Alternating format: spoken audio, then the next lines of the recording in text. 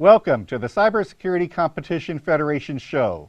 I'm Dan Manson. I teach computer information systems at Cal Poly Pomona and serve as principal investigator for a National Science Foundation grant to help form an umbrella organization over cybersecurity competitions. The Cybersecurity Competition Federation can support the development of skill at a large scale by bringing cybersecurity competitions under an umbrella organization, which will help players of all ages and skill levels identify a point of entry into a continuum of cybersecurity competition experiences. With a focus on communication and promotion, the CCF maintains the autonomy of competition creators, supports their business models, and does not interfere with their sponsorship or funding sources. Security engineers running the data loss prevention program for the high-tech company believe they have encountered potential data exfiltration of sensitive information from their corporate network. They had incident responders make forensic images of two related computers and capture network traffic around the time of the alleged incident. They are to analyze the evidence and confirm the validity of the security engineer's statement. This could be a typical day for an organization. It is also the challenge description for a new competition, the Black T-Shirt Cyber Forensics Challenge. With us today via Skype to discuss the challenge is Michael Robinson. With me today is Matt Springle. Matt, welcome. Thank you. And Michael, it's a pleasure to have you on the CyberFed show. Can you tell us a little bit about yourself and how you became involved in this competition? Yeah, sure. First, thanks for having me. I teach over at Stevenson University and I run their cyber forensics program. And I was working with different colleagues at some other schools, and we noticed that there was a big shortage in basically cyber forensics challenges, especially when the DoD Cybercrime Conference got away. So I got together with Chris Taylor over at Outlier Security and a couple other individuals, and we formed a coalition of the willing to develop what is now known as the Black T-Shirt Cyber Forensics Challenge. Now, there have been some cyber forensics challenges in the past. One that comes to mind is the DC3 one. I think that's one of the best competitions I've ever seen, and unfortunately that one went away. Are you familiar with DC3, and are there elements in Black T-Shirt that you took from the DC3 competition? So I'm very familiar with DC3 and the Cybercrime Center, and I was a frequent attendee at the DoD Cybercrime Conference. And I used to sit in on the sessions to hear the results about the DC3 challenge. There are some aspects of that challenge that we did borrow from liberally. There is a writing component that's part of the Black T-Shirt Cyber Forensics Challenge. There are different degrees of difficulty where there's artifacts that can be found by novices and things for advanced and seasoned people to get in. And we've opened this challenge up to anyone, universities, people at the community college level, undergraduate level, people at the graduate level, and people in industry. So we're trying to make it as broad as possible. As of today, there are over 27 universities and colleges that are partnering to run the Black T-Shirt Cyber Forensics Challenge. And they are scattered across the country. And this morning, I just heard back from a school in Ireland.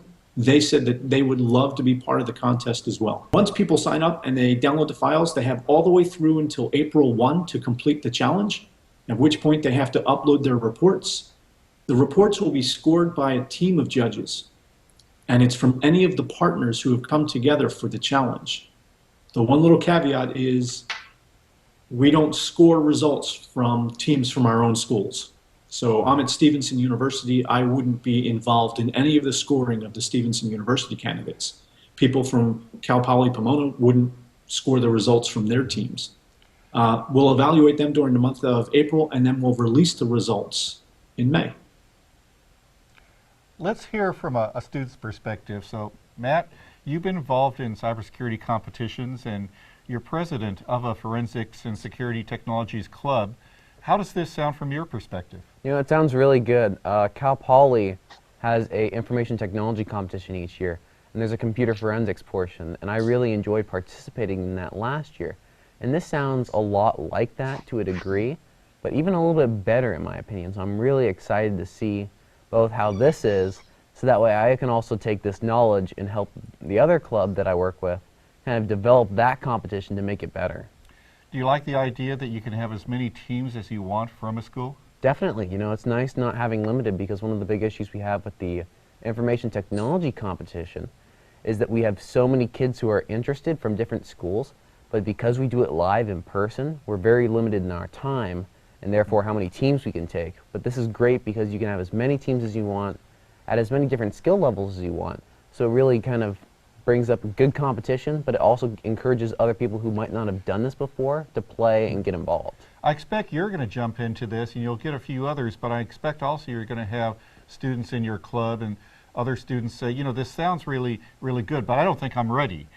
So what are you going to say? And Michael, what do you say to the students that think, oh, I'm just not ready to try this? Oh, my thought is you're absolutely ready. It's time to jump in. And the cool thing is about this challenge, schools get to use the results from this challenge, the scenario, the evidence files, in all of their future curriculums if they want. It's available to them for free. It's a great learning chance, right? It's not something where you sit there and say, oh, wow, that's too much for me. We've designed this challenge not to be so impossible that people can't crack the nut. And by virtue of the fact that we run it from January 1 all the way over to April 1, gives people plenty of time. So novices who might need more time to carry out certain tasks and need to do a little bit of research, they have the time to do that. This is fantastic, Michael. I think the approach you have for grading the competition is also innovative. Can you discuss that? Can schools get involved in being part of the grading process? Oh yeah, the grading process on this is going to be fantastic. We're going to distribute it amongst all of our partners so no one university is overwhelmed.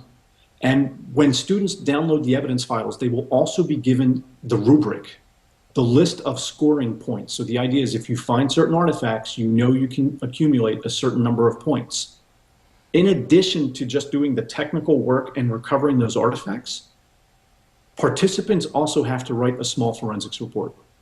Every employer that I've talked to through Stevenson University, people that I work with in other companies, and a number of our partners have all come back and said the same thing. Forensic examiners need to be able to write. They can be the smartest people in the world, but if they can't adequately convey what they found and what they did, their help is somewhat limited. Therefore, we have a really good writing component in there. We're going to have reports reviewed by multiple people. We'll provide people the results with their scorecards. So when you at the end of the competition, you can find out how many points you could have gotten, how many are there. And it's going to be a real fun challenge. But the scoring, we hope to make it really worthwhile. What do you think? That sounds great. You know, the only question I would have from my perspective is how do I know that even though different schools are scoring different people, that we're all being judged based on the same thing, especially when it comes to the writing component? Okay, so writing is somewhat subjective. Right. It always is, because you have to learn about what your audience wants. When we distribute the reports to all of the grading parties, they will be given a list of rubrics that go with it that says, hey, these are the artifacts that they had to find. It's worth X number of points for this. We will add it up. But when it comes to writing, we are going to be grading things such as clarity. Could they define their methodology? Now, the neat thing about all of this partnership, every school that's partaking in this right now has forensics programs, all of them.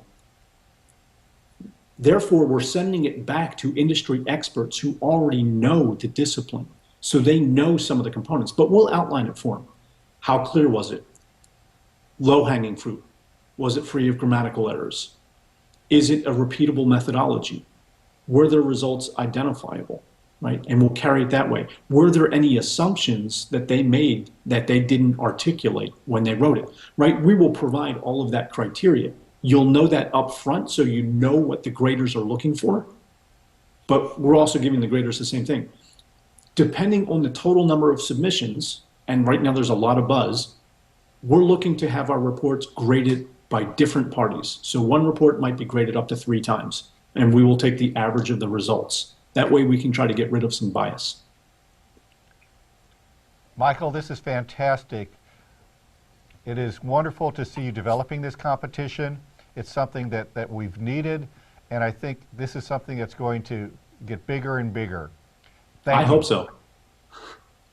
We look forward to if promoting it this. wasn't for And we the look forward to partners- having as many schools as we can play in Black T-shirt Cyber Forensics Challenge. Yeah, the more we can advertise and we can get it out there, the better off it'll be. I have to tell you, though, this only seems to come together because people like Amazon were willing to believe in it. Stevenson was willing to believe in it. All of our industry partners are coming together, and the academic partners. You know, Outlier Security and Chris Taylor were a lot of brains behind this stuff. So, yeah, it wasn't just one person. It turns out a critical mass finally came together, and good things are going to happen. Thank you for being on CyberFed. Cool. Thank you very much. I appreciate you having me. If you have a competition you would like us to cover in a future show, please contact us at cyberfed.org. The CyberFed show will return next month. I'm Dan Manson. See you in 2016.